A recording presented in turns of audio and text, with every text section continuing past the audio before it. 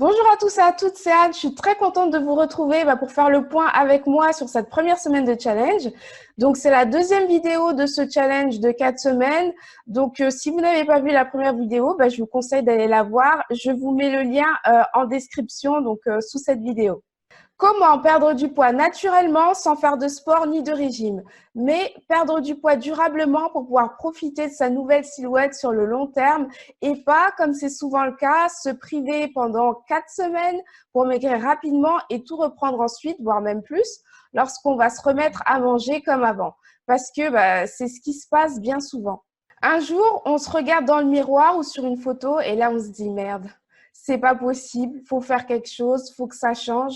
Et on divise par deux tous ces repas pour bien s'affamer comme il faut et pour pouvoir maigrir vite. Mais ça marche pas sur le long terme. Mais alors, quelle est la bonne méthode? Celle qui permet vraiment de maigrir durablement sans faire le yo-yo? Eh bien, c'est ce qu'on va voir tout de suite. Si vous n'êtes pas encore membre de ma chaîne YouTube, vous pouvez simplement cliquer sur le bouton s'abonner qui s'affiche ou qui va bientôt s'afficher en bas à droite de l'écran pour ne pas manquer la suite du challenge et mes prochaines vidéos. Donc, cette première semaine, je l'ai travaillée en 3 étapes. Et à votre avis, quelle est la première étape? Eh ben non, c'est pas d'aller dans mon frigo ou dans mes placards pour faire le tri et puis pour donner à mon voisin tout ce que j'ai décidé de plus manger. Non, la toute première des choses à faire, c'est de dédramatiser. Pour celles à qui ça semble dramatique d'avoir pris un peu ou beaucoup de poids, faut dédramatiser le truc parce que aller dans des émotions négatives, ça vous aidera pas du tout. Au contraire, c'est le meilleur moyen pour continuer à prendre du poids. Vous avez grossi, c'est pas la fin du monde. C'est pas comme si vous aviez tout perdu, votre famille, votre travail, votre logement, votre santé, vos amis et toutes vos économies en même temps. Vous avez juste pris du poids. Et là, vous avez décidé de changer les choses, c'est super. On part sur quelque chose de nouveau, de positif. Vous avez décidé de prendre soin de vous et de faire des choses qui vont faire du bien à votre corps. Donc ça, c'est génial.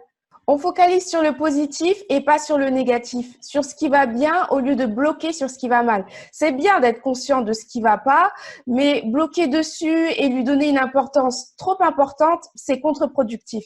La chose à faire vraiment pour être sûr de continuer à grossir, c'est de s'en vouloir d'avoir pris du poids, se dire qu'on est nul, qu'on ressemble à rien sur les photos, etc. Alors arrêtez de focaliser sur vos bourrelets, sur ce que les autres vont penser de vous dans la rue. Détendez-vous et relativisez. Grossir, c'est pas la fin du monde. Ensuite, ce que j'ai fait et ce que je vous conseille de faire dans un deuxième temps, c'est toujours pas de travailler sur l'assiette, mais plutôt d'analyser, de comprendre ce qui s'est passé, pourquoi vous avez pris du poids. Ça aussi, c'est indispensable pour maigrir durablement. C'est vraiment une erreur de sauter cette étape pour passer directement à l'alimentation. Il y a souvent une raison pour laquelle on mange plus qu'on devrait ou qui nous pousse à aller vers des aliments industriels bien gras et bien sucrés ou salés, parce que manger, ça peut être réconfortant, ça peut faire du bien, ça peut aussi remplir un vide ou soulager momentanément une douleur. Donc, vous devez faire une sorte d'état des lieux pour savoir d'où vous partez, parce que vous savez où vous voulez aller, mais si vous savez pas où vous êtes, vous saurez pas quel chemin prendre. Comme avec votre GPS, vous rentrez l'adresse où vous voulez aller, et c'est seulement après avoir localisé votre position actuelle que votre GPS est en mesure de vous donner le chemin à suivre. Autrement, c'est pas possible. Mon quiz gratuit est un bon outil pour faire cette première réflexion sur vos habitudes de vie. Si vous ne l'avez pas encore fait, vous pouvez le télécharger pour déterminer votre profil alimentaire et vous aurez aussi les 8 stratégies les plus efficaces pour débuter facilement votre perte de poids selon votre situation. Alors allez-y, le test est gratuit et faisable en 5 minutes. Je vous mets le lien, pareil, sous la vidéo, en description. Et s'il ressort du test ou de votre réflexion que vous grignotez toute la journée, eh bien, pourquoi vous grignotez toute la journée? Ça vient d'où? Ça va pas suffire de se dire, bon, maintenant, j'arrête de grignoter parce que la volonté, c'est bien, mais ça fait pas tout. Si vous ne supprimez pas la vraie cause du grignotage, tôt ou tard, elle va revenir, devenir plus forte que votre volonté et vous allez craquer et vous remettre à grignoter. Encore plus même qu'au départ, parce que là, vous sortirez d'une période de plusieurs semaines de privation et de frustration. Donc, quand vous allez arrêter de vous contrôler, forcément, vous remangerez plus et forcément, vous reprendrez tous vos kilos perdus, voire même plus. Moi, j'ai compris que la cause de ma prise de poids, c'était donc dû à un excès de travail et à une trop grosse pression pour exécuter tout ce travail. Donc, beaucoup de stress et plus d'énergie pour s'organiser et faire les bons choix alimentaires au quotidien. Donc, c'était ça pour moi. Et vous, quelle est la cause de votre prise de poids? Vous pouvez le partager avec moi en commentaire. Ça me fera plaisir d'échanger avec vous sur le sujet. Et une fois qu'on a identifié, compris la cause du problème, là, on peut commencer à mettre en place les bonnes solutions. Par exemple, si vous mangez par ennui, parce que vous vous sentez seul depuis que vous êtes au chômage ou célibataire, je sais pas, pour combler le vide, eh bien, essayez tout simplement de remplir votre journée autrement qu'en mangeant. Mais là, c'est vraiment au cas par cas. C'est à vous de voir selon votre situation. Moi, j'ai remis de l'ordre dans mon programme de travail. J'ai enlevé le superflu et j'ai gardé que l'essentiel pour avoir moins de choses à faire chaque jour et donc diminuer le stress. J'ai relativisé aussi tout ce qui était problème de financement de ma boîte. J'ai appliqué plusieurs concepts comme le lâcher-prise, la psychologie positive et la pensée constructive. Et je fais aussi attention à la qualité de mon sommeil, c'est-à-dire ne pas se coucher trop tard et dormir dans de bonnes conditions. Tout ça, ça joue beaucoup sur le stress. De mettre en place toutes ces petites choses simples, ça m'a apaisée. J'ai pu me reconnecter avec mes signaux de faim et de satiété pour manger quand j'ai faim et ne plus manger quand j'ai plus faim. Donc, plus d'apéro le soir avec le chéri, parce que j'ai pas faim en fait, et j'en ai ni le besoin ni l'envie. Pas besoin de résister, de se contrôler, pas besoin de motivation ni de volonté. Je me suis reconnectée avec moi-même et avec mes besoins. Bon, faut aussi dire que le plus gros du travail, je l'avais déjà fait lors de la perte de mes 27 kilos. Donc là, c'est juste une révision en quelque sorte. La reconnexion a été facile et rapide pour moi, mais il est possible, selon votre situation, que ça prenne plus de temps, que ce soit un peu plus difficile. Il se peut aussi que certaines hormones vous compliquent la tâche en vous poussant à manger du fait d'un déséquilibre important, mais il faut quand même essayer.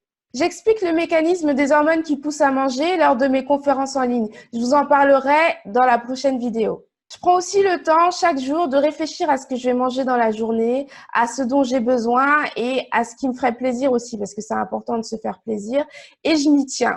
Et ça prend pas énormément de temps finalement, mais c'est super efficace. Et du coup, après ça, quand on me propose à manger, j'arrive à voir rapidement si ça rentre dans le cadre de ce que j'avais prévu pour moi aujourd'hui ou pas. Je suis plus prise au dépourvu comme avant. Ces derniers temps, je me laissais aller à manger n'importe quoi, n'importe quand, simplement parce que j'avais la tête trop encombrée pour réfléchir à ce que j'étais en train de faire. Et le pire, c'est que ça me procurait aucun plaisir. Je mangeais vraiment comme un robot.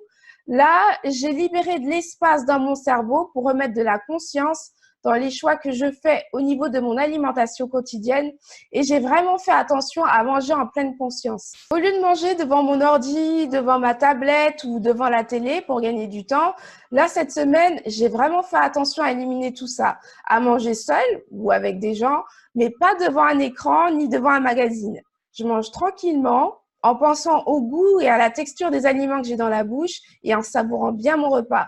Je mâche bien, je prends le temps qu'il faut pour finir mon assiette plutôt que d'avaler mon repas en 5 minutes. Et ça aide encore plus à ressentir et à respecter ces signaux de faim et de satiété et à ne pas manger plus que nécessaire et donc à maigrir sans se priver et sans effort. Voilà tout ce que j'ai fait côté alimentation. J'ai pas révolutionné mon assiette pour l'instant, surtout que la semaine qui vient de s'écouler, j'ai eu mon anniversaire à fêter. Et j'ai aussi été invitée à un mariage. Donc, c'était vraiment pas le bon moment pour ça. Du coup, j'ai pas de menu à vous proposer. Mais la semaine prochaine, là, je ferai un gros focus sur mon alimentation. C'est la partie la plus efficace pour perdre du poids sans faire de sport. Donc là, je vous expliquerai bien tout ce que je fais et je vous donnerai mes menus. Je vous invite vraiment à mettre en place tout ce que je viens de dire maintenant avant de passer à la partie alimentation. Il y a plein de choses qui vous paraissent simples et que vous avez sûrement déjà entendues, mais est-ce que vous les appliquez déjà? Faut pas chercher midi à 14 heures quand on veut maigrir naturellement sans faire de sport ni de régime. Faut au moins appliquer tout ça, tout ce que je viens de dire là pour commencer. Si vous avez apprécié la vidéo, n'hésitez pas à la liker et à la partager avec quelqu'un que ça pourrait aider. Vous pouvez aussi vous abonner à la chaîne pour ne pas manquer la suite du challenge et télécharger le quiz gratuit pour recevoir d'autres conseils sur la perte de poids adaptés à votre profil alimentaire. Et dites-moi en commentaire sous cette vidéo quelle est la cause de votre prise de poids. Ça me fera plaisir d'échanger avec vous sur le sujet. Voilà, merci d'avoir regardé cette vidéo et je vous dis à bientôt pour la suite du challenge.